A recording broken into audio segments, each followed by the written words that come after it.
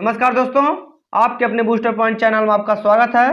तो दोस्तों, जैसा कि हम लोग पढ़ रहे हैं मध्यकालीन इतिहास यानी कि मेडुअल हिस्ट्री। मेडुअल हिस्ट्री में भाग 3 सूफी और भक्ति आंदोलन हम लोग पढ़ चुके हैं। आज पढ़ेंगे भाग 4 मुगल काल। तो चलिए वीडियो को स्टार्ट करते हैं। तो हमारा पहला क्वेश्चन है, भारत का प्रथम मुगल बादशाह कौन था? Option A Shahjahan, option B Humayun, option C Babur, option D Akbar. तो दोस्तों, इसका सही आंसर होगा ऑप्शन सी बाबर। तो चलिए ऑप्शन के बारे में जानते हैं। भारत का प्रथम मुगल बादशाह बाबर था। इसने पानीपत के प्रथम युद्ध 1526 ईस्वी में इब्राहिम लोदी को पराजित कर मुगल साम्राज्य की नींव डाली। तो चलिए क्वेश्चन नंबर 2 की तरफ बढ़ते हैं। क्वेश्चन नंबर 2 है, बाबर ने तुजुक ए बाबरी नामक अपने संस्मरण किस भाषा में लिखे हैं? Option A Mongol, option B Farsi, option C Turki, option D Arabi. तो दोस्तों, इसका सही आंसर होगा ऑप्शन सी तुर्की। तो चलिए ऑप्शन के बारे में जानते हैं। बाबर ने तुजुक ए बाबरी यानी कि बाबरनामा नामक अपना संस्मरण मूलतः तुर्की भाषा में लिखा था। इसमें भारत में मुगल साम्राज्य के संस्थापक जहीरुद्दीन मोहम्मद बाबर के जीवन की घटनाओं का उल्लेख किया गया है। इस पुस्तक में बाबर ने भारत की आर्थिक, सामाजिक, राजनैतिक व भौगोलिक स्थिति का वर्णन किया है। तो चलिए क्वेश्चन नंबर 3 की तरफ बढ़ते हैं। क्वेश्चन नंबर 3 है, दिल्ली में मुगल साम्राज्य की नींव निम्नलिखित में से किस लड़ाई के परिणाम स्वरूप पड़ी? ऑप्शन ए पानीपत की तीसरी लड़ाई, ऑप्शन बी पानीपत की दूसरी लड़ाई, ऑप्शन सी हल्दी घाटी की लड़ाई, ऑप्शन डी पानीपत की पहली लड़ाई। तो दोस्तों, इसका सही आंसर होगा ऑप्शन डी पानीपत की पहली लड़ाई। तो चलिए ऑप्शन के बारे में जानते हैं। पानीपत की प्रथम लड़ाई के बाद भारत में मुगल शासन की नींव पड़ी। यह युद्ध 21 अप्रैल 1526 ईस्वी को बाबर तथा इब्राहिम लोदी के बीच हुआ था। इसमें इब्राहिम लोदी की पराजय हुई और बाबर ने दिल्ली पर अधिकार कर मुगल साम्राज्य की स्थापना की। इस युद्ध में बाबर ने पहली बार प्रसिद्ध तुलगमा युद्ध नीति का प्रयोग किया था। तो चलिए क्वेश्चन नंबर 4 की तरफ बढ़ते हैं। क्वेश्चन नंबर 4 है, निम्न में से किसका अपने समकालीन मुगल बादशाह के साथ मिलान गलत हुआ है? Option A Rana Sanga Babur, option B Prithviraj Chauhan Akbar, option C Juhar Singh Shahjahan, option D Jaswant Singh Aurangzeb. तो दोस्तों, इसका सही आंसर होगा ऑप्शन बी पृथ्वीराज चौहान अकबर। तो चलिए ऑप्शन के बारे में जानते हैं। पृथ्वीराज चौहान 12वीं शताब्दी का शासक था, जिसने मोहम्मद गोरी से तराइन के 2 युद्ध लड़े थे। अतः विकल्प भी सुमेलित नहीं है, जबकि अन्य विकल्प सुमेलित हैं। तो चलिए क्वेश्चन नंबर 5 की तरफ बढ़ते हैं। क्वेश्चन नंबर 5 है, भारत में सबसे पहले तोप खाने का प्रयोग किसने किया था? Option A Alauddin Khilji, option B Timur, option C Shershah Suri, option D Babur. तो दोस्तों, इसका सही आंसर होगा ऑप्शन डी बाबर। तो चलिए ऑप्शन के बारे में जानते हैं। भारत में सबसे पहले तोप खाने का प्रयोग बाबर ने किया था। बाबर ने मुगल वंश की स्थापना की थी। बाबर को भारत पर आक्रमण करने का नियंत्रण पंजाब के शासक दौलत खां लोधी एवं मेवाड़ के शासक राणा सांगा ने दिया था। बाबर ने भारत पर 5 बार आक्रमण किया था। बाबर को मुंबईया नामक पद शैली का जन्मदाता कहा जाता है। इसे कलेंदर की उपाधि दी गई थी। तो चलिए क्वेश्चन नंबर 6 की तरफ बढ़ते हैं। क्वेश्चन नंबर, खानवा के युद्ध में बाबर द्वारा पराजित किया जाने वाला राजपूत था। Option A Rana Sanga, option B Rudradev, option C Uday Singh, option D Rana Pratap Singh. तो दोस्तों, इसका सही आंसर होगा ऑप्शन ए राणा सांगा। तो चलिए ऑप्शन के बारे में जानते हैं। खानवा का युद्ध 17 मार्च 1527 ईस्वी को मुगल शासक बाबर एवं मेवाड़ के राजा राणा सांगा के मध्य हुआ था। इसी युद्ध में बाबर ने जिहाद का नारा दिया था। तो चलिए क्वेश्चन नंबर 7 की तरफ बढ़ते हैं। क्वेश्चन नंबर 7 है, बाबर की मृत्यु कहाँ हुई थी? Option A Agra, option B Kabul, option C Lahore, option D Delhi. तो दोस्तों, इसका सही आंसर होगा ऑप्शन ए आगरा। तो चलिए ऑप्शन के बारे में जानते हैं। बाबर की मृत्यु 26 दिसंबर 1530 ईस्वी को आगरा में हुई थी। प्रारंभ में उसे नूर अफगान यानी कि आधुनिक आराम बाग में दफनाया गया था, परंतु बाद में उसे काबुल में उसी के द्वारा चुने गए स्थान पर दफनाया गया। तो चलिए क्वेश्चन नंबर 8 की तरफ बढ़ते हैं। क्वेश्चन नंबर 8 है, पुराना किला किसने बनवाया? Option A Babur, option B Shershah, option C Aurangzeb, option D Akbar. तो दोस्तों इसका सही आंसर होगा ऑप्शन बी शेरशाह। तो चलिए ऑप्शन के बारे में जानते हैं। दिल्ली में पुराना किला का निर्माण हुमायूं द्वारा 1533 से 1538 ईस्वी के मध्य करवाया गया था। शेरशाह द्वारा दिल्ली पर अधिकार करने के बाद इसे दिल्ली में कई स्मारकों का निर्माण करवाया गया तथा इस किले का नाम शेरगढ़ कर दिया गया। तो चलिए क्वेश्चन नंबर 9 की तरफ बढ़ते हैं। क्वेश्चन नंबर 9 है, 1540 ईस्वी में किस युद्ध के पश्चात हुमायूं को हिंदुस्तान से बाहर कर दिया गया था? Option A Daura, option B Surajgarh, option C Kannauj, option D Chausa. तो दोस्तों इसका सही आंसर होगा ऑप्शन सी कन्नौज। तो चलिए दोस्तों ऑप्शन के बारे में जानते हैं। चौसा का युद्ध 1539 ईस्वी में हुमायूं को पराजित करने के बाद शेर खां ने शेरशाह की उपाधि धारण की थी, जबकि इसे 1540 ईस्वी में हुमायूं को कन्नौज यानी कि बिलग्राम के युद्ध में परास्त कर दिल्ली का सिंहासन प्राप्त किया। इसके पश्चात हुमायूं को विवश होकर निर्वासित की भांति इधर उधर भटकना पड़ा। 22 जून 1555 ईस्वी को सरहिंद युद्ध की विजय में हुमायूं को एक बार पुनः उसका खोया राज्य वापस दिला दिया। तो चलिए क्वेश्चन नंबर 10 की तरफ बढ़ते हैं। क्वेश्चन नंबर 10 है, दिल्ली में हुमायूं का मकबरा किसने बनवाया था? Option A Babur, option B Akbar, option C Haji Begum, option D Humayun. तो दोस्तों इसका सही आंसर होगा ऑप्शन सी हाजी बेगम। तो चलिए ऑप्शन के बारे में जान। दिल्ली में हुमायूं का मकबरा हुमायूं की प्रिय पत्नी हाजी बेगम ने बनवाया था। उसका वास्तुकार मीरन मिर्जा गियास था। मकबरे के चारों ओर बगीचे का निर्माण इस मकबरे की विशेषता है। तो चलिए क्वेश्चन नंबर 11 की तरफ बढ़ते हैं। क्वेश्चन नंबर 11 है, मेधावी राजस्व अधिकारी टोडरमल ने किसके अधीन सेवा की थी? Option A Bhagwan Das, option B Humayun, option C Baz Bahadur, option D Sher Shah. तो दोस्तों इसका सही आंसर होगा ऑप्शन डी शेरशाह। तो चलिए ऑप्शन के बारे में जानते हैं। मेधावी राजस्व अधिकारी टोडरमल अकबर की सेवा से पहले शेरशाह के अधीन नौकरी करते थे। तो चलिए क्वेश्चन नंबर 12 की तरफ बढ़ते हैं। क्वेश्चन नंबर 12 है, कालानौर में राज्याभिषेक के समय अकबर की आयु कितनी थी? ऑप्शन ए 13 वर्ष, ऑप्शन बी 15 वर्ष, ऑप्शन सी 18 वर्ष, ऑप्शन डी 20 वर्ष। तो दोस्तों इसका सही आंसर होगा ऑप्शन ए 13 वर्ष। तो चलिए ऑप्शन के बारे में जानते हैं। हुमायूं की मृत्यु के समय अकबर पंजाब में कालानौर नामक स्थान पर अफगान विद्रोहियों के खिलाफ युद्धरत मुगलियों फौज की कमान संभालते हुए था। कालानौर में ही मात्र 13 साल 4 महीने की उम्र में इसके सिर पर मुगलिया वंश का ताज रख दिया गया था। चलिए क्वेश्चन नंबर 13 की तरफ बढ़ते हैं। क्वेश्चन नंबर 13 है, महाभारत का फारसी में अनुवाद किसने किया था? Option A Badayuni, option B Abul Fazal, option C Ibn Battuta, option D Babur. तो दोस्तों इसका सही आंसर होगा ऑप्शन ए बदायूनी। चलिए ऑप्शन के बारे में जानते हैं। अकबर के आदेश से महाभारत के विभिन्न भागों का फारसी में रज़्मनामा नाम से अनुवाद अब्दुल कादिर बदायूनी, नगीब खां फैजी, अबुल फजल एवं शेख सुल्तान ने किया था। तो चलिए क्वेश्चन नंबर 14 की तरफ बढ़ते हैं। क्वेश्चन नंबर 14 है, रामायण का अनुवाद फारसी में किसने किया था? Option A Abul Fazal, option B Badauni, option C Abdul Talif, option D Ishwardas. तो दोस्तों इसका सही आंसर होगा ऑप्शन बी बदायूनी। तो चलिए ऑप्शन के बारे में जानते हैं। रामायण का फारसी में अनुवाद 1589 ईस्वी में अब्दुल कादिर बदायूनी ने किया था। बदायूनी अकबर के महत्वपूर्ण दरबारी इतिहासकारों में से एक था। वह बदायूं का रहने वाला था। उसने मुनखाबुल तवारीख नामक ग्रंथ की रचना की।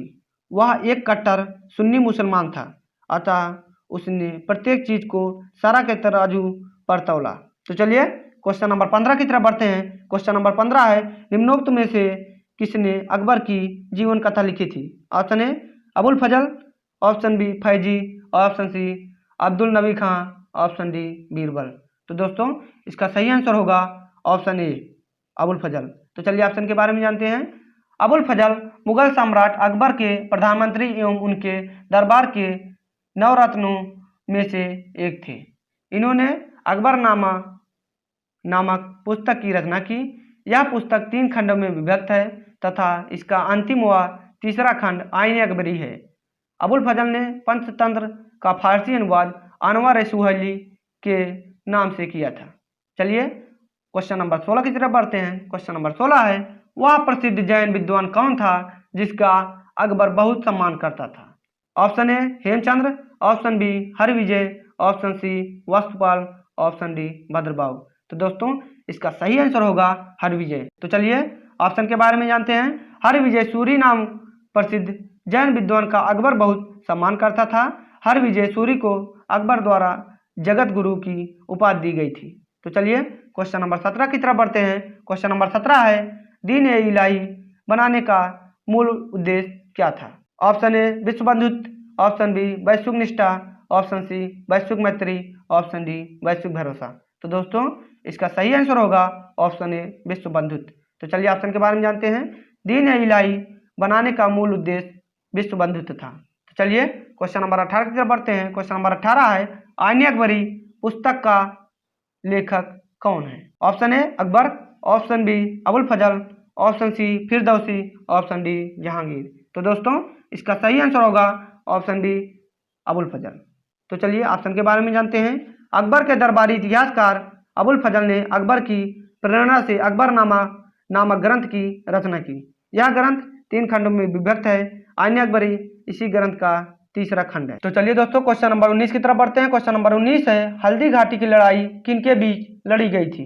ऑप्शन ए अकबर और राणा संग्राम सिंह, ऑप्शन बी अकबर और मेदिनी राय, ऑप्शन सी अकबर और राणा प्रताप सिंह, ऑप्शन डी अकबर और उदय सिंह। तो दोस्तों इसका सही आंसर होगा ऑप्शन सी अकबर और राणा प्रताप सिंह। तो चलिए दोस्तों ऑप्शन के बारे में जानते हैं।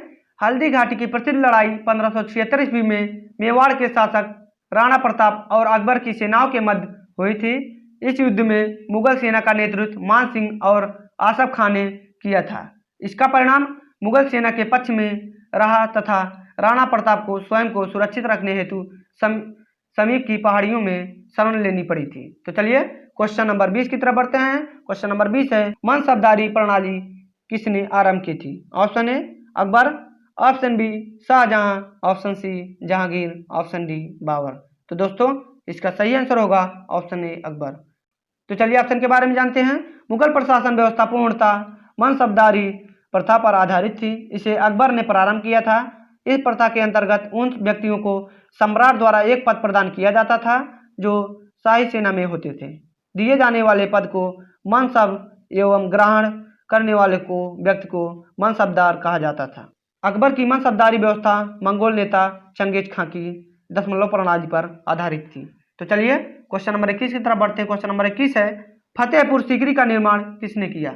Option A Akbar, option B Shershah, option C Shahjahan, option D Babar.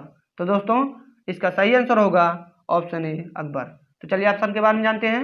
Uttar Pradesh के आगरा क्षेत्र में स्थित फतेहपुर सीकरी का निर्माण मुगल शासक अकबर ने कराया था। यह हिंदू और मुस्लिम वास्तुशिल्प के मिश्रण का सर्वश्रेष्ठ उदाहरण है। तो चलिए क्वेश्चन नंबर 22 की तरफ बढ़ते हैं। क्वेश्चन नंबर 22 है, निम्नलिखित में से कौन सा एक फतेहपुर सीकरी में स्थित नहीं है? Option A Panch Mahal, option B Moti Masjid, option C Salim Chishti का मकबरा, ऑप्शन डी मरियम पैलेस। तो दोस्तों इसका सही आंसर होगा ऑप्शन बी मोती मस्जिद। तो चलिए ऑप्शन के बारे में जानते हैं। पंचमहल, सलीम चिश्ती का मकबरा और मरियम उज जमानी महल फतेहपुर सीकरी में अवस्थित है, जबकि मोती मस्जिद दिल्ली तथा आगरा के किले में अवस्थित है। तो चलिए क्वेश्चन नंबर 23 की तरफ बढ़ते हैं। क्वेश्चन नंबर 23 है, अकबर अपना धार्मिक विचार विमर्श कहाँ करता था? ऑप्शन ए है Jodhapur Mahal, option B Panchmahal, option C Ibad Khana, option D Buland Darwaza. तो दोस्तों इसका सही आंसर होगा ऑप्शन सी इबाद खाना। तो चलिए दोस्तों ऑप्शन के बारे में जानते हैं। अकबर की धार्मिक और आध्यात्मिक रुचि के परिणाम स्वरूप फतेहपुर सीकरी में इबाद खाना यानी कि आराधनागिरी की स्थापना 1575 ईस्वी में की गई। इबाद खाने में उसकी धार्मिक परिचर्चाएं गुरुवार को सायं काल होती थी।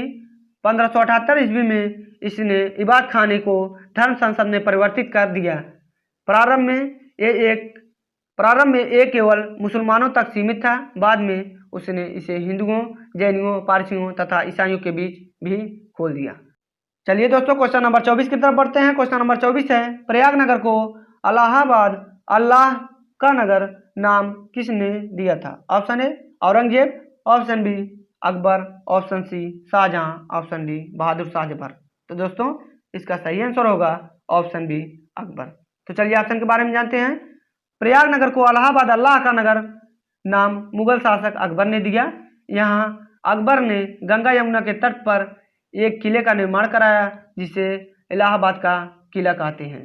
तो चलिए क्वेश्चन नंबर 25 की तरफ बढ़ते हैं। क्वेश्चन नंबर 25 है, अकबर के आरंभिक दिनों में उसका रीजेंट कौन था? Option A Abul Fazal, option B Bairam Khan, option C Tansen, option D Todarmal. तो दोस्तों इसका सही आंसर होगा ऑप्शन बी बैरम खां। तो चलिए दोस्तों ऑप्शन के बारे में जानते हैं। अकबर ने आरंभिक दिनों में उसका संरक्षक या रीजेंट बैरम खां था। पानीपत के द्वितीय युद्ध 1556 ईस्वी में बैरम खां के नेतृत्व में ही मुगल सेना ने हेमू के नेतृत्व वाली अफगान सेना को हराया था। वस्तुतः वह 1556 से 1560 ईस्वी तक मुगल साम्राज्य का वास्तविक कर्ता धर्ता बना रहा। तो चलिए क्वेश्चन नंबर 26 की तरफ बढ़ते हैं। क्वेश्चन नंबर 26 है, अकबर का अभिरक्षक कौन था? Option A Bairam Khan, option B Tansen, option C Abul Fazal, option D Amir Khusro. तो दोस्तों इसका सही आंसर होगा ऑप्शन ए बैरम खान। तो चलिए अगले क्वेश्चन की तरफ बढ़ते हैं। क्वेश्चन नंबर 27, निम्नलिखित में से किस शासक ने जजिया समाप्त किया था? Option A Aurangzeb, option B Jahangir, option C Akbar, option D Balban. तो दोस्तों इसका सही आंसर होगा ऑप्शन सी अकबर। तो चलिए ऑप्शन के बारे में जानते हैं। मुगल सम्राट अकबर ने 1564 ईस्वी में जजिया कर समाप्त कर दिया था। अकबर ने 1562 ईस्वी में दास प्रथा तथा 1563 ईस्वी में तीर्थ यात्रा कर लेना भी बंद कर दिया।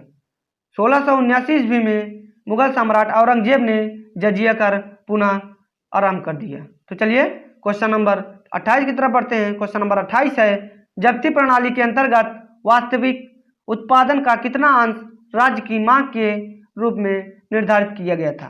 Option A 1/4, option B 1/3, option C आधा, ऑप्शन डी 5वां भाग। तो दोस्तों इसका सही आंसर होगा ऑप्शन बी 1/3। तो चलिए ऑप्शन के बारे में जानते हैं।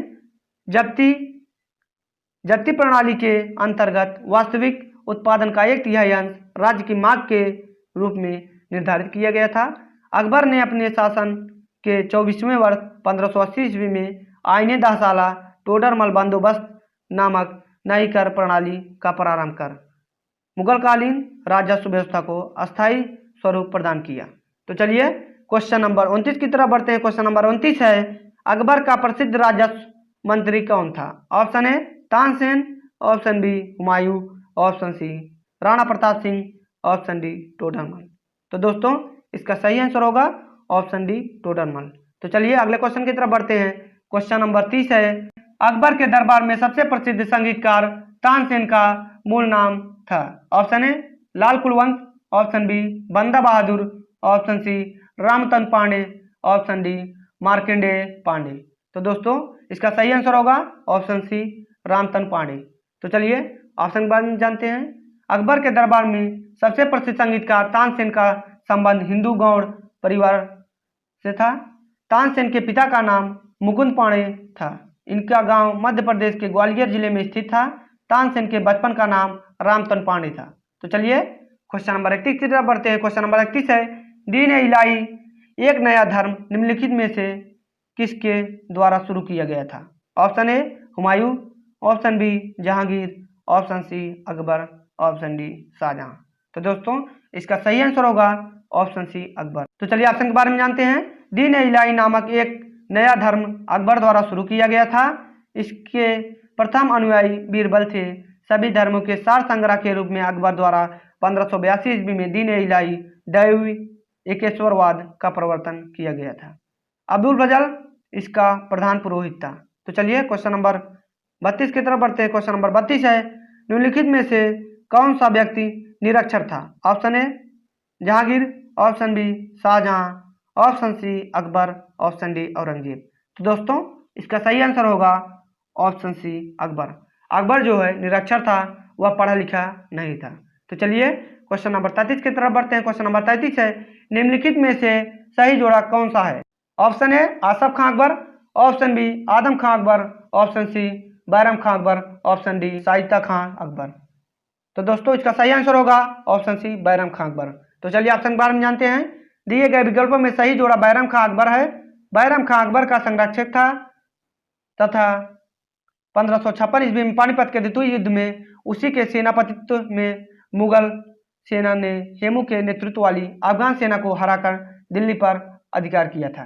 तो चलिए क्वेश्चन नंबर 34 की तरफ बढ़ते हैं। क्वेश्चन नंबर 34 है, निम्नलिखित में से किस मुगल सम्राट को हिंदी गीतों की रचना का श्रेय प्राप्त है? Option A Babur, option B Akbar, option C Jahangir, option D Shahjahan. तो दोस्तों इसका सही आंसर होगा ऑप्शन बी अकबर। तो चलिए ऑप्शन के बारे में जानते हैं। मुगल सम्राट अकबर को हिंदी गीतों की रचना का श्रेय दिया जाता है।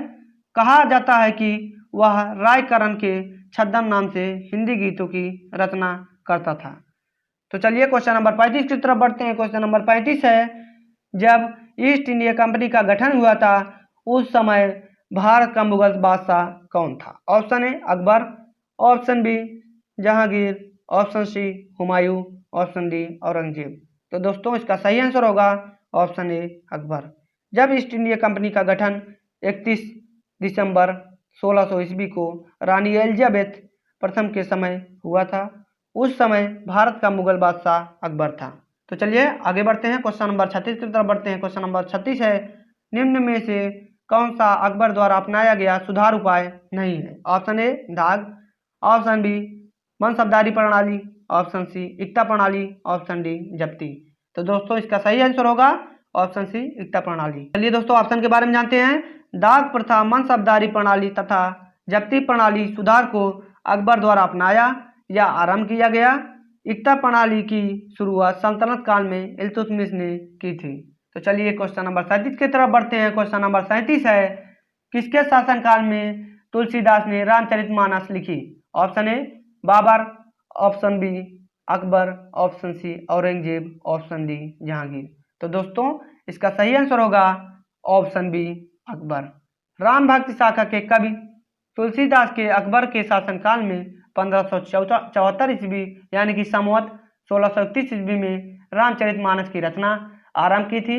मुगल शासक अकबर का शासनकाल 1556 से 1605 ईस्वी तक था।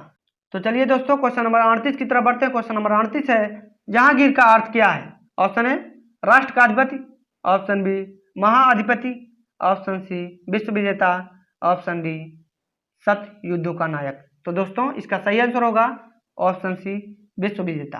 तो चलिए ऑप्शन के बारे में जानते हैं। जहांगीर का शाब्दिक अर्थ विश्व विजेता होता है। अकबर के पुत्र सलीम ने 1605 ईस्वी में बादशाह बनने पर नूरुद्दीन मोहम्मद जहांगीर बादशाह गाजी की उपाधि धारण की थी। तो चलिए क्वेश्चन नंबर 39 की तरफ बढ़ते हैं। क्वेश्चन नंबर 39 है, निम्न में से किन मुगल सम्राटों ने स्वयं अपनी आत्मकथा लिखी थी? ऑप्शन ए शाह आलम और फारुखसियार, ऑप्शन बी बाबर और जहांगीर, ऑप्शन सी जहांगीर और शाहजहां, ऑप्शन डी अकबर और औरंगजेब। तो दोस्तों इसका सही आंसर होगा ऑप्शन बी बाबर और जहांगीर। तो चलिए ऑप्शन के बारे में जानते हैं। बाबर और जहांगीर ने अपनी आत्मकथा लिखी थी। बाबर ने तुर्की भाषा में अपनी आत्मकथा बाबरनामा की रचना की थी तथा जहांगीर ने फारसी भाषा में तुजुक-ए जहांगीरी लिखी थी। जहांगीरी के शासन के 16 वर्षों के बाद इतिहास मोतमिद खान ने लिखा था। तो चलिए क्वेश्चन नंबर 40 की तरफ बढ़ते हैं। क्वेश्चन नंबर 40 है, चित्रकारी किसके शासनकाल के दौरान अपने उच्चतम स्तर पर पहुंची? Option A Akbar, option B Aurangzeb, option C Jahangir, option D Shahjahan. तो दोस्तों इसका सही आंसर होगा ऑप्शन सी जहांगीर। तो चलिए ऑप्शन के बारे में जानते हैं। मुगल सम्राटों में जहांगीर के समय में चित्रकारी अपने उच्चतम स्तर पर पहुंची थी। जहांगीर ने हेरात के चित्रकार आका रिजा के नेतृत्व में आगरा में एक चित्रणशाला की स्थापना की थी। जहांगीर के समय के प्रमुख चित्रकार थे दौलत, मनोहर, फारूक बेग, बिशन दास, अबुल हसन एवं मंसूर। तो चलिए क्वेश्चन नंबर 41 की तरफ बढ़ते हैं। क्वेश्चन नंबर 41 है, इंग्लैंड के तत्कालीन राजा जेम्स फर्स्ट द्वारा जहांगीर के शाही दरबार में राजदूत के रूप में निम्नलिखित में से किसको भेजा गया था? Option A John Hawkins, option B William Tod, option C sir Thomas Roe, option D sir Walter Raleigh. तो दोस्तों इसका सही आंसर होगा ऑप्शन ए जॉन हॉकिंस। तो चलिए ऑप्शन के बारे में जानते हैं। विलियम हॉकिंस जहांगीर के दरबार में ब्रिटिश राजा जेम्स प्रथम का राजदूत था। यह शाही दरबार में 1608 ईस्वी से 1611 ईस्वी यानी कि 3 वर्ष तक रहा। सम्राट जहांगीर ने उसे 400 का मनसब प्रदान किया था। तो चलिए दोस्तों क्वेश्चन नंबर 42 की तरफ बढ़ते हैं। क्वेश्चन नंबर 42 है, किस मुगल शहंशाह ने तंबाकू के प्रयोग का निषेध किया? Option A Mohammad Shah, option B Babur, option C Jahangir, option D Aurangzeb. तो दोस्तों इसका सही आंसर होगा ऑप्शन सी जहांगीर। तो चलिए दोस्तों ऑप्शन के बारे में जानते हैं। लोक कल्याण के कार्यों से संबंधित 12 आदेशों की घोषणा जहांगीर ने करवाई। इसमें शराब एवं अन्य मादक पदार्थों की बिक्री एवं निर्माण पर प्रतिबंध लगाया। तो चलिए क्वेश्चन नंबर 43 की तरफ बढ़ते हैं। क्वेश्चन नंबर 43 है, किस मुगल शहंशाह ने मुगल राजधानी आगरा से दिल्ली स्थानांतरित की? Option A Jahangir, option B Aurangzeb, option C Shahjahan, option D Bahadur Shah. तो दोस्तों इसका सही आंसर होगा ऑप्शन सी शाहजहां। तो चलिए ऑप्शन के बारे में जानते हैं। मुगल बादशाह शाहजहां ने मुगल साम्राज्य की राजधानी आगरा से दिल्ली स्थानांतरित की थी। इसने अपने नाम पर एक नवीन राजधानी शाहजहांबाद की दिल्ली में नींव डाली। नवनिर्मित नगर का प्रमुख आकर्षक लाल किला के नाम से प्रसिद्ध महल दुर्ग था। तो चलिए क्वेश्चन नंबर 44 की तरफ बढ़ते हैं। क्वेश्चन नंबर 44 है, शाहजहां का प्रसिद्ध तख्त ए ताउस 1739 ईस्वी में कौन ले गया था? ऑप्शन ए अफगान आक्रमक अहमद शाह अब्दाली, ऑप्शन बी फारसी आक्रमक Nadir Shah, option C Mongol आक्रमक Changez Khan, option D British East India company. तो दोस्तों इसका सही आंसर होगा ऑप्शन बी। तो चलिए ऑप्शन के बारे में जानते हैं। फारसी आक्रमक नादिर शाह ने उत्तरकालीन मुगल शासक मोहम्मद शाह रंगीला के शासनकाल में 1739 ईस्वी में दिल्ली पर आक्रमण किया था। वह अपने साथ शाहजहां का प्रसिद्ध तख्त ए ताउस में भी ले गया था। तो चलिए क्वेश्चन नंबर 45 की तरफ बढ़ते हैं। क्वेश्चन नंबर 45 है, विश्व प्रसिद्ध तख्त ए ताउस निम्नलिखित में से किस मुगल भवन में रखा गया था? ऑप्शन ए फतेहपुर सीकरी के दीवाने खास में, ऑप्शन बी आगरा के नए किले में, ऑप्शन सी दिल्ली के लाल किले के रंग महल में, ऑप्शन डी दिल्ली के लाल किले के दीवाने आम में। तो दोस्तों इसका सही आंसर होगा ऑप्शन डी। तो चलिए ऑप्शन के बारे में जानते हैं। दिल्ली के लाल किले में निर्मित दीवाने आम में इसके पीछे की दीवार में बने एक कोष्ठ में विश्व प्रसिद्ध तख्त ए ताउस रखा जाता था। तो चलिए क्वेश्चन नंबर 46 की तरफ बढ़ते हैं। क्वेश्चन नंबर 46 है, मोती मस्जिद निम्न में से किस नगर में स्थित है? Option A Agra, option B Jaipur, option C Lahore, option D Ahmedabad. तो दोस्तों इसका सही आंसर होगा ऑप्शन ए आगरा। तो चलिए ऑप्शन के बारे में जानते हैं। मोती मस्जिद आगरा के किले में अवस्थित है। इसका निर्माण शाहजहां द्वारा कराया गया था। दिल्ली के लाल किले में अवस्थित मोती मस्जिद का निर्माण औरंगजेब ने करवाया था। तो चलिए अब क्वेश्चन नंबर 47 की तरफ बढ़ते हैं। क्वेश्चन नंबर 47 है, निम्नलिखित में से किस मुगल शासक ने संगीत और नृत्य पर प्रतिबंध लगाया था?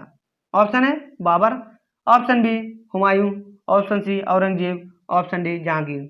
तो दोस्तों इसका सही आंसर होगा ऑप्शन सी औरंगजेब। तो चलिए दोस्तों ऑप्शन के बारे में जानते हैं।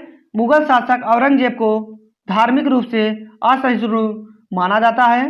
उसने संगीत और नृत्य पर प्रतिबंध लगा दिया क्योंकि शरीयत में संगीत को बुरा माना जाता है। तो चलिए क्वेश्चन नंबर 48 की तरफ बढ़ते हैं। क्वेश्चन नंबर 48 है, निम्नलिखित में से औरंगजेब का उत्तराधिकारी कौन था? Option A Azam, option B Kambakhsh, option C Akbar second, option D Muazzam. तो दोस्तों इसका सही आंसर होगा ऑप्शन डी मुअज्जम। तो चलिए ऑप्शन के बारे में जानते हैं। औरंगजेब की मृत्यु के बाद हुए उत्तराधिकारी के युद्ध में 83 वर्षीय मोहम्मद मुअज्जम विजयी रहा और बहादुर शाह के नाम से भारत का सम्राट बना। उसे शाह बेखबर भी कहा जाता है। तो चलिए क्वेश्चन नंबर 49 की तरफ बढ़ते हैं। क्वेश्चन नंबर 49 है, मुगल शासकों की दरबारी यानी कि अदालती भाषा थी। Option A Arabi, option B Urdu, option C Farsi, option D Hindustani.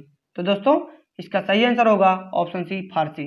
तो चलिए क्वेश्चन नंबर 50 की तरफ बढ़ते हैं। क्वेश्चन नंबर 50 है, निम्नलिखित मुगल भवनों में से किसमें यह अनन्य विशेषता बताई जाती है कि वह लंबाई और चौड़ाई में बिल्कुल बराबर है?